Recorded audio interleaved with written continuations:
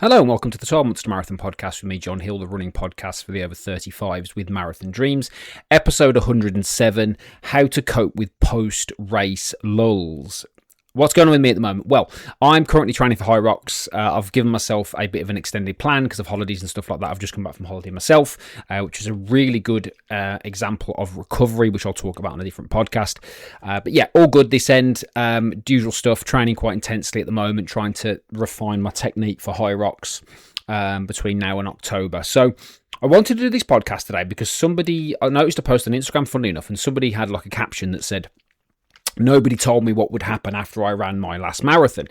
And I commented and said, well, actually I have, and I spoke about it on a podcast of mine before, but I wanted to do it again in a whole podcast, really, just to link into two separate issues here, which is number one, the post-race lull. And a race is a big deal for you, whatever that might be. It might be your first 5K, it might be your first marathon, first ultra, whatever. So a race that you have done, yeah. And the second thing is the goal-setting side of things and the importance of that. So one thing, I'll caveat this with a little bit of background. So as some of you know from listening to this podcast, I lost a load of weight 21 years ago. I've kept it off since, and one of the things that helped me to keep the weight off was the fact that I took the results that I got and did something with it, right? That makes sense. So I decided to become a fitness professional. So I couldn't really gain all my weight back because I'd invested in something that helped me to buffer my weight gain or weight loss, as it were. Now, if you listen to my interview with Mark Simpson a few episodes ago, he said exactly the same thing. He wanted something when he lost all his weight. It was running that was going to help him to keep the weight off. So that's what I did. And I call that evolving. So you evolve as part of the aware process, as I call it, which is a previous podcast, one of the first ones that I did. So what you do is when you get a particular result, like a weight loss thing, for example, is if you evolve that to do something with it, then you're more likely to keep the weight off. What most people do is they lose weight for an event, wedding, holiday, something like that. And then because there's nothing beyond that, they default back to what they did before because they've tried a diet which hasn't created long-lasting change. Different story for a different day.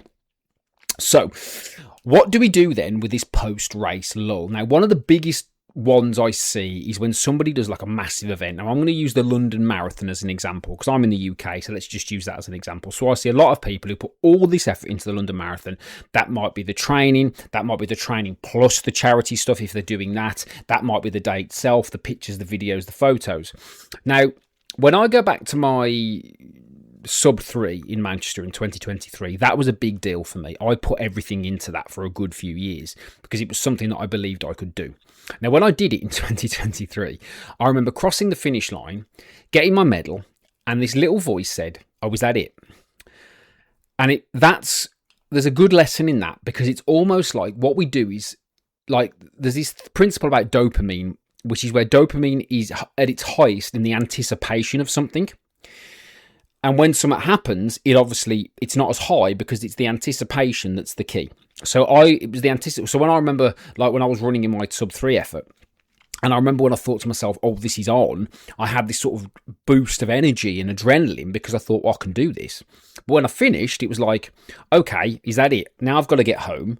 I had a flat tyre, a puncture in my car, which I had to go and get fixed. So you can imagine there's me a couple of hours after doing a sub 3 marathon, sat in Quick Fit in Manchester with a medal around my neck and the hoodie that I'd bought, waiting for my tyre to be blown up and fixed. So it's almost like that, well, here's real life again. And that's what we have to do. And that's the reality for a lot of marathon runners, particularly a lot of marathon runners that I train who are over 35. You've got to get back to real life as quick as you possibly can because you've got responsibilities.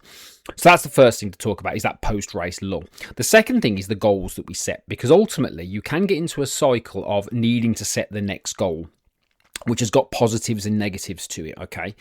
So in terms of the post-race lull, I think the first thing I would say to anybody is that just expect it in advance. So if you are doing a big marathon, like the next biggest one, I think as I record this, would be Sydney, the Sydney Marathon, and then we've got after that Chicago. I would probably say if you are doing a big marathon and you know it's going to be a big deal and you've put a lot into it through training, through charity, through a mixture of both, is just expect once you've done it, there is going to be a bit of a lull, okay? And that's normal. It's like anything in life. It's like the big event that happens and then there's a natural lull after it because you've put so much effort into it. So I think part of the problem is expectation. It's often anger is often unmet expectations, okay? So if your expectation is, I'm going to have a bit of a lull after this is done, then you kind of soften that blow a little bit, yeah? That then leads me into the next part, which bleeds in together, which is basically about goals. Now, I hesitate here because there's positives and negatives to this, because in my existence, if I don't have something to train for or prepare for, it can cause me problems psychologically, because when I've gained weight in the past, even in my new life, as I call it, and I don't mean like gaining all my weight back, but gaining enough for it to be noticeable, it's when I haven't had something to focus on. So I think it's important to maybe have that next goal in mind as soon as you possibly can after an event. But what you don't want to do, in my opinion, is be thinking about that straight away. So if you've finished a big event, big marathon, big race, big PB, whatever it is, what you don't want to be doing is within seconds of crossing the finish line, is start thinking on your phone, what's next, because you'll diminish the context of the achievement that you've just done. Okay. So you need some time to process it. Yeah. And I've been guilty of that in the past, not sitting there and going, oh, actually, I did quite well there. Like when I did my second fastest half marathon this year, which I didn't realise I was going to do until I'd finished, I had a little bit of, I should have pushed it and gone for the PB. But actually, then I thought, well, hang on a minute, I'm 48 and I've just done that. That's pretty good. And you've got to give yourself a little bit of a pat on the back. So give yourself some recovery time to digest and process what you've done, because then you'll appreciate it more. You won't be thinking, oh, I've got to jump onto the next thing to try and fulfill that dopamine rush, because that can cause problems, which fits into the next point. If you keep chasing, you're always going to be chasing. Okay. So you just need to take a step back, put things into context and say, okay, I need to just understand what I've done here and process it, and then settle down and look for the next thing. Once you've done that, and there's no real time limit on that, in my opinion, it's okay to then go, okay, what's next? Now, I was having a chat with somebody this week, actually, in my coaching community, and we were talking about, it's their first marathon coming up. And I said, well, there are only things that you learn by doing your first one. So you can coach someone, you can prepare them, you can do all of that stuff. But the truth is, you don't really know until you've actually done it, yeah? And once you've done it, you've then arguably got a decision to make. You can either go, I am never doing that again, and I've worked with people who've said that. Or you can go, okay, can I do that better? Or are there areas for improvement, yeah? And either way is fine. It's your choice. It's your life. It's whatever you choose to do.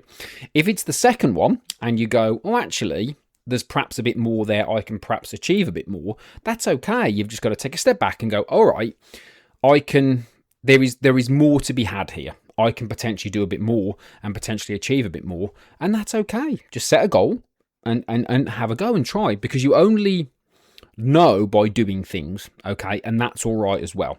So what you've got to try and do is find a balance between hunting the next thing and not letting yourself fall into a pattern. Because what I see, and I've seen this year, is people will do a marathon, spring, and then summer will come, holidays, distractions, things like that, which are part of what we do in life, and especially with the people that I work with. But then that can cause a little bit of a bump in the road. And then once that's done, no matter how focused you are, you've then perhaps got a little eye on winter, particularly like Christmas and things like that. And a lot of people down tools for that period. And then it's back to it in January and trying to claw yourself back. So if that's a cycle that you fall into, that's where potentially you can start to lose momentum and motivation in yourself, because you're allowing seasonality to dictate what you do. And you've got to remember that a lot of the programming messages that we ingest are about that seasonality. So it's like, oh, spring's here, time for spring cleaning, summer's here, time to get in shape for your holiday, holiday's done, and next thing you know, the Christmas stuff's in the shops and that's it. But we're being led to behave in a certain way as consumers, which often is not conducive to our health. For example, if you're trying to find something on the TV at the moment, there's very little on, but when winter comes, there's going to be tons and tons of new series coming out, because they want people staying at home watching TV because it's cold and it's dark and all the rest of it. Now, there's nothing wrong with those activities on their own, but if you're trying to stay motivated with running, especially all year round, then potentially you need to look at what your next goal is. And that doesn't have to be anything major. So, for example, some people will do a marathon, for example, and then say, well, I'm going to go back to halves and see if I can get a half PB. So at least you've got something to aim at, and that you could fit that into a 10K. Do you know what I mean? Or something else.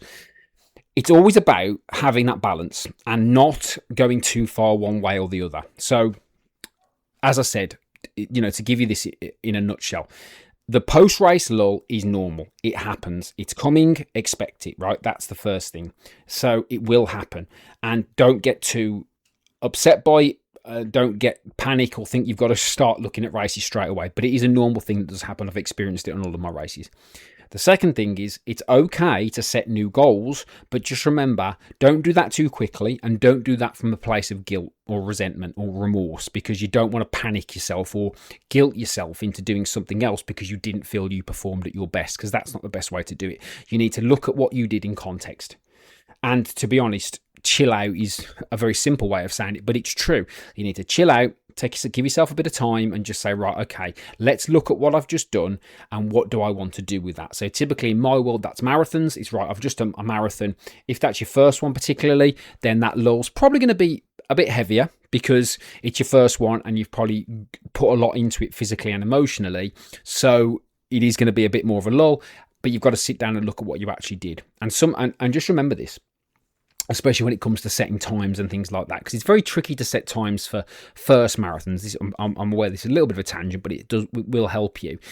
When you set a time for your first marathon, you've got nothing to base that on. So it's, you don't want to be too disappointed because you don't know what to expect until you're out there. So don't get consumed by that, but look at it objectively and say, well, okay, what could I have realistically improved on there? And there might be stuff, there might not be, but usually there are little things. But you can't make those decisions from a place of emotion. You've got to make those decisions from a place of clarity and calmness, which is enjoy the moment, celebrate the moment, and then potentially look at focusing on the next thing, whatever that's going to be and how that's going to fit within your particular life. Because let's say you do a major, right? So let's say you do a London, for example, because again, I'm here in the UK. You might never do that marathon again. So you should, in my own opinion, you should absorb as much as you can of that experience, because it might not happen. And that can go for any major, and that's only going to get more challenging with the way the majors are going. So in conclusion, post-race lull, normal, happens to all of us. Deal with it. It's a normal reaction to most things. If you're aware of it, it can lighten the load a little bit. Secondly, it's okay to set new goals as long as those goals are realistic and, in my opinion, done from a place of clarity, not a place of guilt or resentment. And it's okay to pursue things as long as it fits within your life and your lifestyle. And that's kind of what I would say. The trick is to try and look at a way to stay as motivated and as disciplined as you can all year round.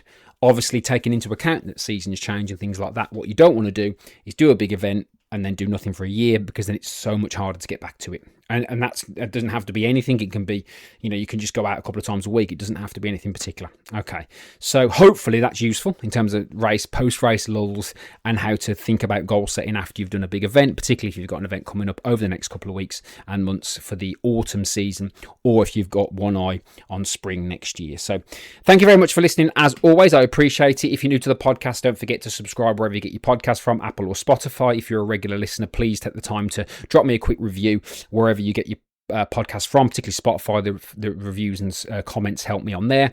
If you can share it with your friends, again, I very much appreciate that. If you can share it on your stories on Instagram as well. Speaking of Instagram, if you hop over to there and follow me at 12 Months to Marathon for all your daily content and tips. And if you want to click on the link in my bio, you can join my free running community for the over 35s, where we can take you away from the noise of social media and we can share some accountability and support there. So as always, I really, really appreciate you listening. Thank you very much indeed. And I'll speak to you all again very soon.